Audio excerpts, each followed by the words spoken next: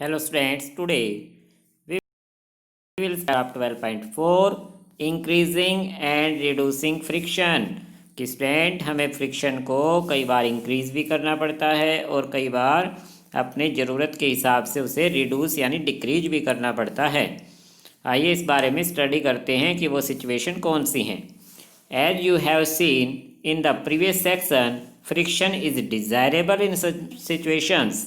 कि पिछले पैराग्राफ में स्टूडेंट हमने सीखा था कि कुछ ऐसी सिचुएशन होती हैं जिसमें फ्रिक्शन हमारे लिए डिज़ायरेबल या नेसेसरी होता है। Have you ever thought why the sole of shoe is grooved? Figure 12.1 A. कि जैसा स्टूडेंट फिगर 12.1 ए में दिखाया गया कि हमारे शूज के जो सोल हैं वो ग्रू होते हैं नीचे से, उनमें एक सांचा बना होता है नीचे। कि ये क्यों बना होता है स्टूडेंट्स? यस, ताकि हम ईजली फ्लोर पर वॉक कर सकें। It is done to provide the shoes better grip on the floor so that you can move safely, और हम सेफ रहें। Similarly the treaded tyres of cars, trucks and bulldozer provide better grip with the ground. इसी तरह से student जो vehicle के tyres होते हैं वो ग्राउंड के साथ बेटर ग्रिप बना सके, इसलिए उसमें भी सांचा बना होता है कि tyres are treated to increase friction. कि देख सकते हैं बी नंबर फिगर में ट्रैक्टर का टायर दिखाया गया है, इसमें कितने बड़े बड़े सांचे बनाए गए हैं ताकि ग्राउंड लेवल के साथ ये बेटर ग्रिप कर सके, क्योंकि ट्रैक्टर को खेतों में मिट्टी में काम करना होता है ताकि यह मिट्टी में फिसले नहीं। We deliberately increase friction by using brake pads in the brake system of bicycles and automobiles. When you are riding a bicycle, the brake pads do not touch the wheels, but when you press the brake lever, these pads arrest the motion of the rim due to friction.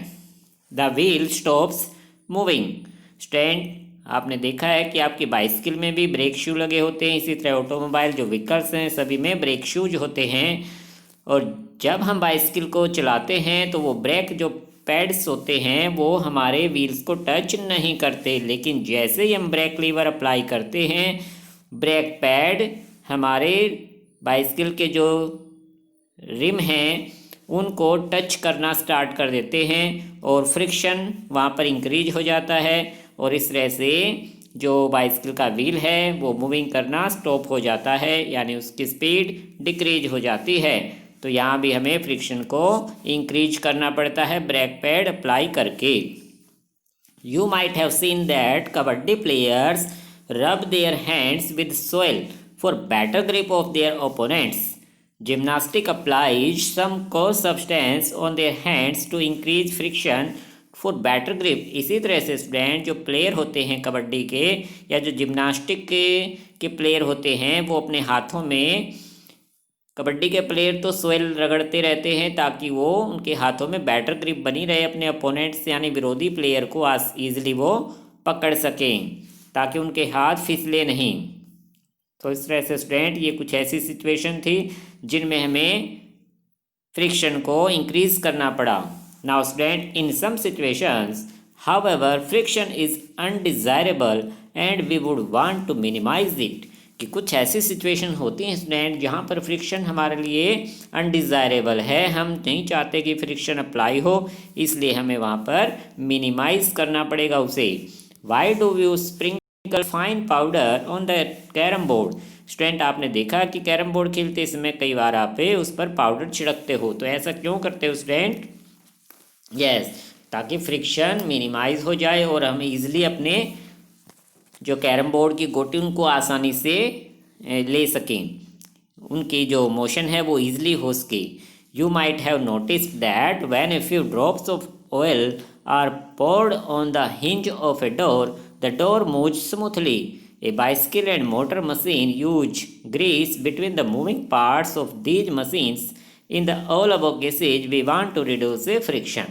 Student हमने देखा है कि हम अपने bicycle में या vehicles में जो ग्रीस लगाते हैं, जो मूविंग पार्ट है उनमें ऑयल भी डाला जाता है कई बार, मशीन ऑयल, ताकि फ्रिक्शन रिड्यूस हो जाए और मशीन के या बाइसिकल के मूविंग पार्ट ईजिली मूवमेंट कर सकें। और घर में जो डोर है स्टूडेंट, उसका जो हिंज होता है, डोर के हिंज में अगर हम ऑयल डाल देते हैं तो हमारा डोर बड़ी स्मूथली मूवमेंट करना स्टार्ट कर देता है, उसमें से साउंड आनी भी बंद हो जाती है। सो स्टूडेंट्स, ये ऐसी सिचुएशन है। फिगर 12.12 में देख सकते हैं कि powder is sprinkled on the carrom board to reduce friction, कि फ्रिक्शन को रिड्यूस करने के लिए इन्होंने अपने कैरम बोर्ड पर पाउडर छिड़क रखा है ताकि वो ईजिली इस पर अपनी जो कैरम बोर्ड की स्टिक है उसको ईजिली मूवमेंट कर सकें। In order to increase efficiency is when oil, grease or graphite is applied between the moving part of machine, a thin layer is formed there and moving surfaces do not directly rub against each other.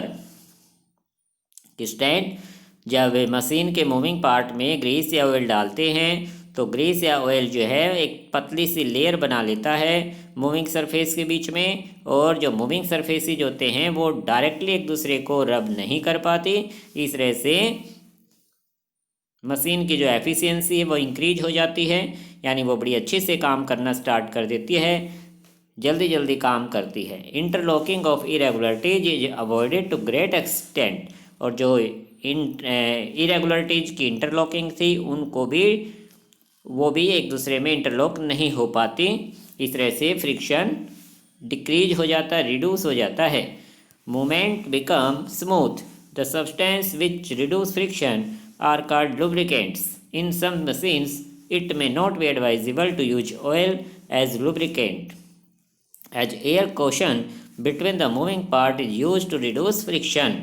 कि student जो oil डालते हैं या Greece डाला गया है जिससे friction reduce हुआ है उसे लुब्रिकेंट्स कहा जाता है। बट स्टूडेंट, कुछ मशीन ऐसी होती हैं जिसमें ऑयल या ग्रीस का यूज नहीं होता, उसमें एयर कुशन, एयर का एक कॉलम होता है, एयर कॉलम की वजह से ही उसका फ्रिक्शन रिड्यूस होता है। फिगर 12.13 में देख सकते हैं स्टूडेंट एक्शन ऑफ लुब्रिकेंट्स, के लुब्रिकेंट किस तरह से काम करता है। एक डायग्राम बनाकर समझाया गया है कि सरफेस 1 ये फर्स्ट सरफेस है, सरफेस 2 ये उसके जो सेकंड मूविंग पार्ट है उसकी सरफेस है, और बीच में दो लुब्रिकेंट है, ऑयल या ग्रीस है। जब उसको डालते हैं तो दोनों के जो इरेगुलरिटीज है दोनों सरफेसेज की, उनके बीच में लुब्रिकेंट आ जाते हैं। इस तरह से वो दोनों सरफेसेज के जो इरेगुलरिटीज हैं वो इंटरलॉक नहीं हो पाती। लुब्रिकेंट की वजह से, इंटरलॉक ना होने की वजह से फ्रिक्शन रिड्यूस हो जाता है और मशीन की जो एफिशिएंसी है वो बढ़ जाती है, मशीन बड़ी अच्छे से काम करना स्टार्ट कर देती है। बूझो के माइंड में आया स्टूडेंट एक question, can we reduce friction to zero by polishing surface और using large amount of lubricants. कि बूझो के मन में आया कि क्या ज़्यादा लुब्रिकेंट यूज करके या किसी सरफेस पे ज़्यादा पॉलिश करके क्या फ्रिक्शन को जीरो किया जा सकता है। स्टूडेंट, क्या बता सकते हैं बूझो का आंसर कि नो, कि फ्रिक्शन को कभी भी स्टूडेंट जीरो नहीं किया जा सकता, क्योंकि थोड़ी बहुत 1 या 2% इरेगुलरिटीज बच ही जाती हैं। क्योंकि फ्रिक्शन अगर जीरो हो जाएगा तो हम कोई भी चीज़ मूवमेंट नहीं कर पाएंगे, ना किसी चीज़ को स्टॉप कर पाएंगे। पहले ने भी इसका जवाब दिया है कि friction can never be entirely eliminated, कि पूरी तरह से फ्रिक्शन को ख़त्म नहीं किया जा सकता है। No surface is perfectly smooth, some irregularities are always there, कि कुछ इरेगुलरिटीज वहाँ पर ज़रूर बची रहती हैं, क्योंकि फ्रिक्शन को बिल्कुल ख़त्म करना पॉसिबल नहीं है। सो स्टूडेंट्स, आज यहाँ तक आप चैप्टर को रिवाइज करना। नेक्स्ट टाइम पैराग्राफ 12.5 में स्टडी करेंगे व्हील रिड्यूस फ्रिक्शन, कि व्हील किस तरह से फ्रिक्शन को रिड्यूस करते हैं। इस पैराग्राफ को भी एक बार जरूर रीड कर लेना ताकि नेक्स्ट टाइम आप इसे अच्छे से समझ सको। Okay student, thank you.